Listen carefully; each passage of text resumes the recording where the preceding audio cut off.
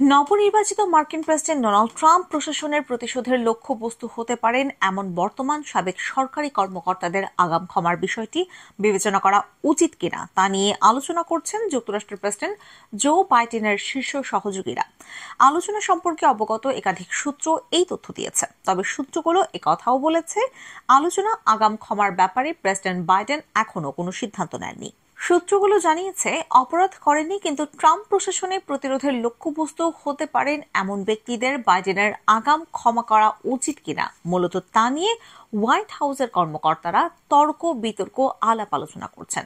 White হাউসের এক জ্যেষ্ঠ কর্মকর্তা বলেন, এই আলোচনার বিষয়ে প্রেসিডেন্ট বাইডেন অবগত আছেন, তবে তিনি নিজে বিস্তৃত পরিসরে আলোচনায় অংশ নেননি। আগাম ক্ষমা করা বা না করার বিষয়ে যে কোনো সিদ্ধান্ত শেষ পর্যন্ত বাইডেনই নেবেন বলে জানান কর্মকর্তারা। ফৌজদারি অপরাধের ঘটনায় গত রোববার প্রেসিডেন্ট বাইডেন তার ছেলে হান্টারকে আনুষ্ঠানিকভাবে ক্ষমা করেন, যদিও আগে বাইডেন বারবার বলেছিলেন তিনি তার ছেলেকে ক্ষমা করবেন না।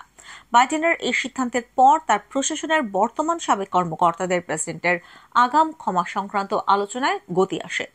শনিবার ট্রাম্প তার হবু প্রশাসনের কেন্দ্রীয় গোয়েন্দা সংস্থার পরিচালক হিসেবে ক্যাশ প্যাটেলের নাম ঘোষণা করেন। তিনি ট্রাম্পের সমালোচকদের বিরুদ্ধে প্রতিশোধ নেয়ার অঙ্গীকার করেছেন। তার এমন অঙ্গীকার হোয়াইট হাউস ও বাইডেন প্রশাসনের ঊর্ধ্বতন কর্মকর্তাদের শঙ্কিত করে তুলেছে। সূত্র জানিয়েছে বাইডেনের আগাম ক্ষমার জন্য যাদের বিবেচনা করা হচ্ছে তাদের মধ্যে রয়েছে প্রতিনিধি পরিষদের সাবেক রিপাবলিকান সদস্য লিজ চেনি, শীর্ষ সংক্রামক রোগ বিশেষজ্ঞ অ্যান্টনি ফাউসি, ক্যালিফোর্নিয়ার নবনির্বাচিত সিনেটর অ্যাডাম শিফ, অবসরপ্রাপ্ত জেনারেল মার্ক মিলে। ট্রাম্পের কড়া সমালোচক লিজ চেনি। অ্যান্টনি ফাউসি বাইডেনের স্বাস্থ্য বিষয়ক উপদেষ্টা ছিলেন।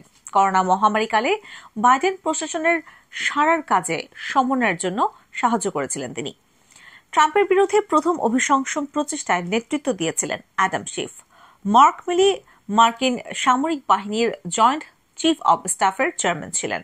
তিনি ট্রাম্পকে ফ্যাসিবাদী বলে অভিহিত করেছেন বলে একটি বইয়ে এসেছে। একাধিক সূত্র জানিয়েছে আগাম ক্ষমা সংক্রান্ত আলোচনায় নেতৃত্ব দিচ্ছেন হোয়াইট হাউসের শীর্ষ কর্মকর্তারা। তাদের মধ্যে আছেন হোয়াইট হাউসের chief of staff Jeff Zients, white হাউসের কৌশলী এড সিস্কেল। এ বিষয়ে হোয়াইট হাউসের এক মুখপাত্র কোনো মন্তব্য করতে চাননি। একটি সূত্র বলছে, এই মুহূর্তে প্রশ্ন হলো আগাম ক্ষমার জন্য যাদের নাম বিবেচনা করা হচ্ছে তারা আদৌ তা চান কিনা। হোয়াইট হাউসের প্রেস সেক্রেটারি কারিন জিন পিয়েরে এই সপ্তাহের শুরুর দিকে সাংবাদিকদের বলেছিলেন, বাইডেনের মেয়াদ শেষ হওয়ার আগে তিনি আরও লোকজনকে ক্ষমার আদেশ জারি করতে পারেন। ক্ষমা করার বিষয়ে মার্কিন সংবিধান দেশটির প্রেসিডেন্টকে বিস্তৃত ক্ষমতা দিয়েছে, কিন্তু অপরাধের জন্য অভিযুক্ত করা হয়নি এমন ক্ষেত্রে কাউকে আগাম ক্ষমার বিষয়টি মূলত অপ্রয়োজনীয়। আগাম ক্ষমা সংক্রান্ত আলোচনার বিষয়টি নিয়ে প্রথম প্রতিবেদন প্রকাশ করে মার্কিন গণমাধ্যম পলিটিকো।